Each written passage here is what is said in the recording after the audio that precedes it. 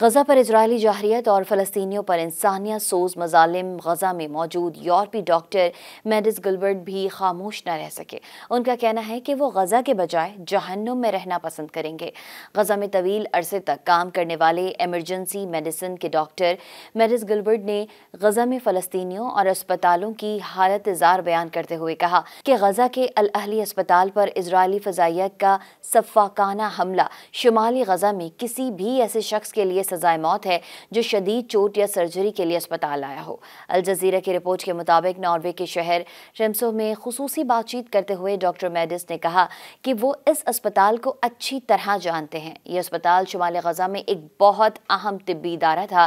Doctor نے اسرائیل کی جانب سے حماس کے الاہلی اسپتال کو استعمال کرنے کے دعوے کو سختی سے رد کیا اور کہا کہ اسرائیلی فوج کبھی بھی ایسا کوئی ثبوت پیش نہیں کر سکی ہے کہ فلسطینی اسپتالوں کو کمانڈ سینٹر کے طور پر استعمال کیا جا رہا ہے۔ ڈاکٹر میڈس نے کہا کہ اسرائیلی فوج کس قسم کی بزدل، افسردہ اور مکمل طور پر غیر اخلاقی فوج ہے جو آدھی رات کو بیمار اور زخمی افراد سے بھرے اسپتال پر حملہ کرتے ہیں۔ انہیں لگتا ہے کہ اب وہ غزہ میں رہنے کے بجائے جہنم میں رہنا پسند کریں گے، کیونکہ غزہ میں اسرائیلی فورسز جو کچھ کر رہی ہیں وہ ایک بہت منظم، بہت دردناک اور لوگوں کی جینے کی صلاحیت کو کمزور کرنے کا افسوسناک طریقہ ہے۔ مزید نیوز اپ ڈیٹس اور ڈیجیٹل سٹوریز کے لیے سبسکرائب کریں ڈان نیوز پاکستان۔